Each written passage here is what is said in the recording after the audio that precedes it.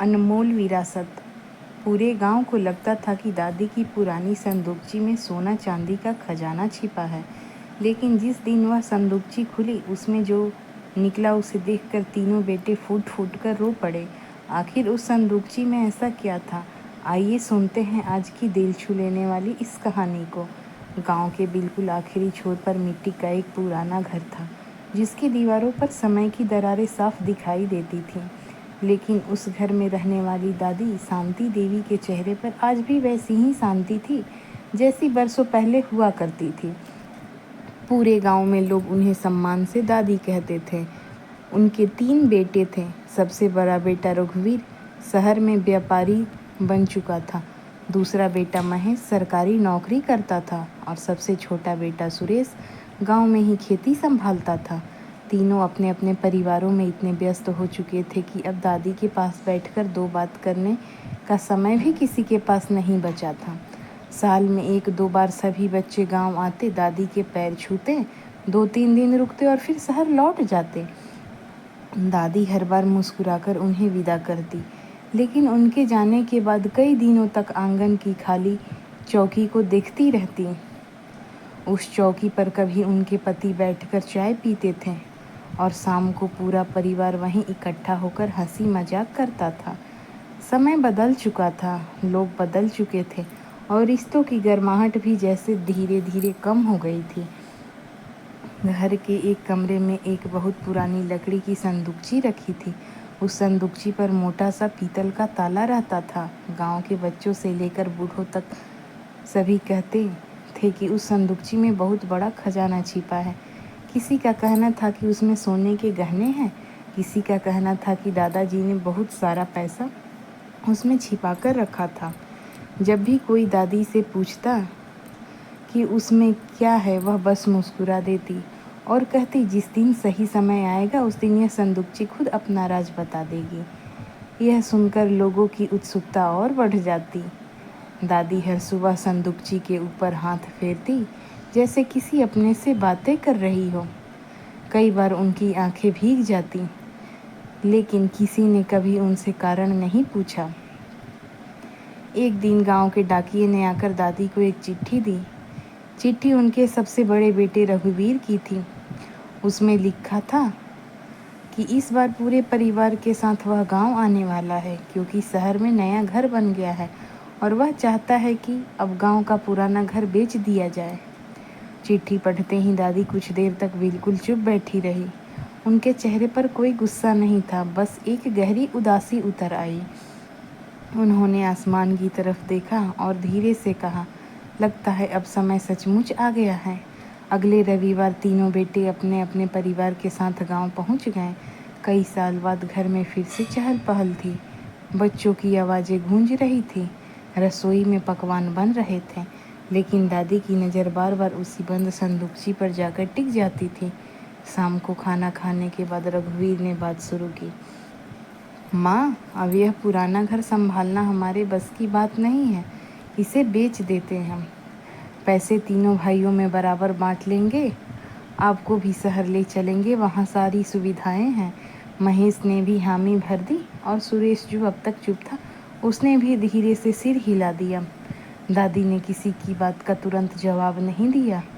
उन्होंने बस सबकी तरफ देखा और मुस्कुराते हुए कहा, अगर तुम लोगों ने फैसला कर ही लिया है तो मुझे कोई आपत्ति नहीं है, लेकिन घर बेचने से पहले मेरी एक आखिरी इच्छा पूरी करनी होगी।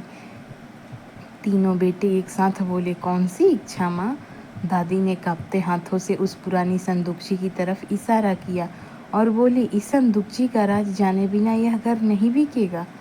कल सुबह सूरज निकलने से पहले तुम सब मेरे साथ बैठना। जो कुछ इसमें है वह तुम सबके सामने होगा। उसके बाद जो फैसला करोगे मुझे मंजूर होगा। इतना कहकर दादी अपने कमरे में चली गई। रात भर पूरे घर में उसी संदूकची की चर्चा होती रही। बहुएं सोच रही थी कि शायद उसमें पुराने ज़माने के सोने के गहने होंगे। बच्चे उत्साहित थे कि उन्हें कोई खजाना देखने को मिलेगा। तीनों भाइयों की आंखों में भी उत्सुकता साफ दिखाई दे रही थी।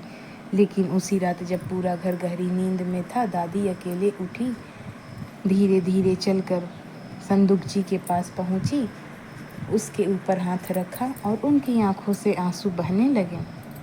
उन्होंने बहुत धीमी आवाज़ में कहा, आज तुम्हारा राज खुल जाएगा। पता नहीं इसके बाद मेरा परिवार फिर पहले जैसा बन पाएगा या नहीं। तभी बाहर आंगन में किसी के पैरों की आहट सुनाई दी। दादी चौंक गई। उन्होंने जल्दी से आंसू पोंछे और दरवाजे की तरफ देखा। वहाँ एक धुंधली सी परछाई खड़ी थी जो कई देर से दादी की हर बात सुन रही थी। परछाई धीरे धीरे आगे बढ़ी तो दादी ने देखा कि वह उनका सबसे छोटा पोता आरव था। उसकी उम्र मुश्किल से 12 साल होगी। वह डरते डरते बोला, दादी आप रो क्यों रही थी? क्या उस संदूकजी में सचमुच खजाना है? दादी ने उसके सिर पर हाथ फेरा और मुस्कुराकर कहा, हाँ बेटा, खजाना तो है, लेकिन ऐसा जिसे हर कोई पहचान नहीं पाता। आरव कुछ समझ नहीं पाया। फिर दादी ने उसे अपने पास बैठा लिया और कहा, कल जो होगा उसे ध्यान से देखना, क्योंकि ज़िंदगी की सबसे बड़ी दौलत हमेशा सोना चांदी नहीं होती। सुबह सूरज निकलने से पहले पूरा परिवार आंगन में इकट्ठा हो गया। हल्की ठंडी हवा चल रही थी, पेड़ों पर बैठे पक्षी चहचहा रहे थे और सभी की निगाहें उस पुरानी संदूकजी पर टिकी थी। दादी धीरे धीरे चलकर आई। उन्होंने अपने आंचल की गांठ खोली, उसमें से एक पुरानी पीतल की चाबी निकाली और कांपते हाथों से ताला खोल दिया। जैसे ही ताला खुला, सबकी सांसें थम गई। रघुवीर आगे बढ़ा। महेश और सुरेश भी उत्सुकता से झुक गए। बहुओं की आंखों में चमक थी, बच्चों के चेहरे पर उत्साह। लेकिन जैसे ही संदूकजी का ढक्कन खुला, सबके चेहरे उतर गए। उसमें न सोने के गहने थे, न रुपयों की गड्डियाँ, न कोई हीरे जवाहरात। उसमें बहुत करीने से रखी हुई पुरानी चिट्ठियाँ, कुछ फीकी पड़ चुकी तस्वीरें, बच्चों के बचपन के खिलौने, स्कूल की कॉपियाँ, एक टूटी हुई लकड़ी की कार, एक छोटी सी लाल फ्रॉक, कुछ पुराने मेडल और कपड़े में लिपटी हुई कई डायरियाँ रखी थी। रघुवीर के चेहरे पर निराशा साफ दिखाई देने लगी। उसने धीमे स्वर में कहा, माँ बस यही है? दादी उसकी ओर देखी और बोली, तुम्हें बस यही दिखाई दे रहा है? फिर उन्होंने सबसे ऊपर रखी एक पुरानी तस्वीर उठाई। तस्वीर में तीनों भाई छोटे छोटे थे और उनके पिता खेत में उन्हें कंधों पर बैठाकर हंस रहे थे। दादी ने पूछा, याद है यह दिन? तीनों भाई चुप रहे। फिर उन्होंने एक छोटी सी टूटी हुई लकड़ी की कार उठाई और सुरेश के हाथ में रख दी। इसे पहचानते हो? सुरेश की आंखें भर आई। यह मेरी है, मैं इसे खो गया समझता था। दादी बोली, नहीं बेटा, तुम्हारे पिता ने इसे खेत में टूटे हुए हाल में पाया था। उन्होंने कहा था कि इसे संभाल कर रख दो, एक दिन मेरा बेटा बड़ा होकर इसे देखकर अपना बचपन याद करेगा। फिर दादी ने लाल फ्रॉक निकाली। सबसे छोटी बहू ने पूछा, यह किसकी है? दादी मुस्कुराई और बोली, तुम्हारी ननद की, जो 5 साल की उम्र में हमें छोड़कर चली गई थी। उसके बाद मैंने उसकी हर चीज़ संभाल कर रखी ताकि उसकी याद कभी इस घर से ख़त्म ना हो। पूरे आंगन में सन्नाटा छा गया। फिर दादी ने एक डायरी निकाली। उसके पहले पन्ने पर दादाजी की लिखावट थी। दादी ने कांपती आवाज़ में पढ़ना शुरू किया, अगर कभी मेरे बच्चे इस घर को बोझ समझने लगे तो उन्हें यह डायरी ज़रूर पढ़ाना। शायद उन्हें याद आ जाए कि यह घर ईंटों से नहीं, हमारे सपने और त्याग से बना है। तीनों भाइयों के चेहरे बदलने लगे। दादी ने आगे पढ़ा, रघुवीर की पहली फीस भरने के लिए मैंने अपनी घड़ी बेच दी थी, लेकिन उसे कभी नहीं बताया। महेश के इलाज के लिए तुम्हारी माँ ने अपनी शादी के कंगन गिरवी रख दिए थे। सुरेश की पढ़ाई न छूटे इसलिए मैंने 3 महीने तक नए कपड़े नहीं खरीदे। अगर कभी मेरे बच्चे बड़े होकर इस घर को बेचने का फैसला करें तो पहले यह जान ले कि घर बिकता नहीं है, उससे जुड़ी यादें बिखर जाती हैं। अब किसी की आंखें सूखी नहीं थीं। रघुवीर सिर झुकाकर रो रहा था। महेश अपने आंसू छिपाने की कोशिश कर रहा था और सुरेश दादी के पैरों के पास बैठ चुका था। लेकिन दादी अभी रुकी नहीं थी। उन्होंने संदूकची के सबसे नीचे रखा एक मोटा सा लिफाफा निकाला। उस पर बड़े अक्षरों में लिखा था, इसे तभी खोलना जब मेरे तीनों बेटे एक साथ बैठकर अपने इस घर का फैसला करने आए। यह देखकर तीनों भाई एक दूसरे का चेहरा देखने लगे। दादी ने लिफाफा रघुवीर के हाथ में दे दिया और बोली, इसे तुम पढ़ो, क्योंकि घर बेचने की बात सबसे पहले तुमने ही की थी। रघुवीर के हाथ काँप रहे थे। उसने जैसे ही लिफाफा खोला, उसमें से एक चिट्ठी और कुछ पुराने सरकारी कागज बाहर गिरे। चिट्ठी की पहली पंक्ति पढ़ते ही उसके चेहरे का रंग उड़ गया। उसने कांपती आवाज़ में कहा, यह कैसे हो सकता है? उसके हाथों से कागज नीचे गिर गया और पूरे परिवार की नज़र उन कागज़ों पर टिक गई, क्योंकि उनमें उसके हाथ से कागज़ नीचे गिर गया और पूरे परिवार की नज़र उन कागज़ों पर टिक गई, क्योंकि उनमें लिखा हुआ सच इस परिवार की ज़िंदगी हमेशा के लिए बदलने वाला था। रघुवीर के हाथ इतने काँप रहे थे कि वह आगे पढ़ ही नहीं पा रहा था।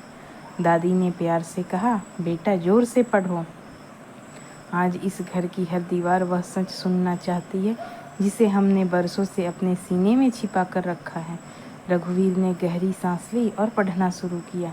मेरे प्यारे बच्चों, जब तुम यह चिट्ठी पढ़ रहे होगे तब शायद मैं इस दुनिया में न रहूं, या फिर इतना बुढ़ा हो चुका हूँ कि तुम्हें सब कुछ खुद न बता सकूं, इसलिए यह चिट्ठी लिख रहा हूँ। सबसे पहले मैं तुम्हें एक बात बताना चाहता हूँ कि इस घर के नाम कोई ज़मीन, सोना या छिपा हुआ खजाना नहीं है। अगर तुम इस उम्मीद से संदूकची खोल रहे हो कि तुम्हें दौलत मिलेगी तो तुम्हें निराशा होगी, लेकिन अगर तुम अपने बचपन को खोजने आए हो तो यकीन मानो तुम दुनिया के सबसे अमीर इंसान बनकर जाओगे। पूरा आंगन शांत था, हवा भी जैसे रुक गई थी। रघुवीर आगे पढ़ने लगा। जिस दिन तुम तीनों पहली बार स्कूल गए थे, तुम्हारी माँ पूरे दिन रोती रही थी। उसे डर था कि उसके बच्चे बड़े होकर उससे दूर हो जाएंगे। मैंने उससे कहा था कि नहीं, हमारे बच्चे चाहे जहाँ रहें, हर त्योहार पर इस घर में लौटकर जरूर आएंगे। लेकिन समय बहुत ताकतवर होता है।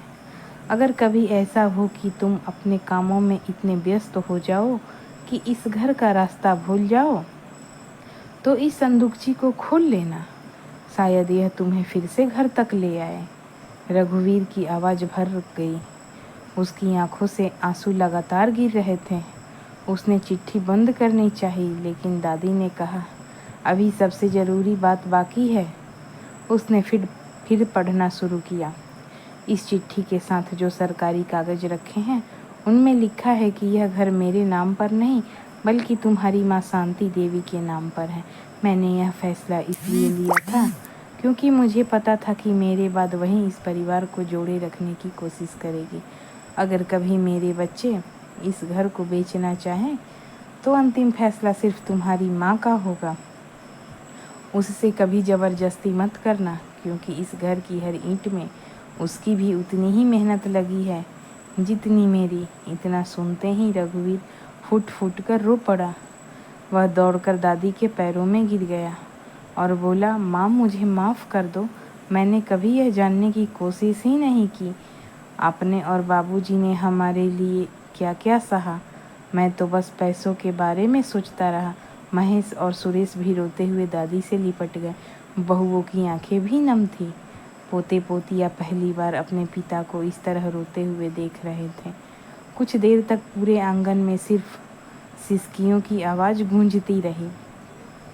फिर दादी ने संदूकची से आखिरी डायरी निकाली और बोली, तुम लोग सोच रहे थे कि इसका राज सिर्फ यही था, लेकिन असली राज अभी बाकी है। सब ने हैरानी से उनकी तरफ देखा। दादी ने डायरी खोली, उसमें रखा एक पुराना लिफाफा बाहर निकाला। उसमें 3 छोटी छोटी चाबियाँ थीं। दादी बोली, ये तीनों चाबियाँ इस घर की नहीं हैं, ये तुम्हारी बाबूजी की उस छोटी सी लाइब्रेरी की है जो उन्होंने गांव के बच्चों के लिए बनवाई थी। उन्होंने मुझसे वादा लिया था कि जब तक मेरे तीनों बेटे एक साथ बैठकर अपने रिश्ते की कीमत नहीं समझेंगे, तब तक मैं ये चाबियाँ किसी को नहीं दूंगी। उनका सपना था कि उनके बच्चे मिलकर उस लाइब्रेरी को फिर से शुरू करें, ताकि गांव का कोई भी बच्चा पैसे की कमी की वजह से पढ़ाई से वंचित न रहे। यही उनकी सबसे बड़ी विरासत है। तीनों भाइयों ने एक साथ चाबियां अपने हाथों में ली। उस पल उन्हें समझ आ गया कि उनके पिता ने सोने चांदी से कहीं बड़ा खजाना छोड़ा था। शिक्षा, संस्कार और परिवार को साथ रखने का सपना। उसी समय रघुवीर ने सबके सामने घोषणा की, आज के बाद यह घर कभी नहीं बिकेगा। हर साल हम सब अपने बच्चों के साथ यहाँ आएंगे और बाबूजी की लाइब्रेरी फिर से शुरू करेंगे। महेश ने कहा, मैं हर महीने किताबों के लिए पैसे भेजूंगा। सुरेश बोला, और मैं इसकी पूरी देखभाल करूंगा। दादी की आंखों से खुशी के आंसू बह निकले। उन्होंने आसमान की ओर देखा और धीरे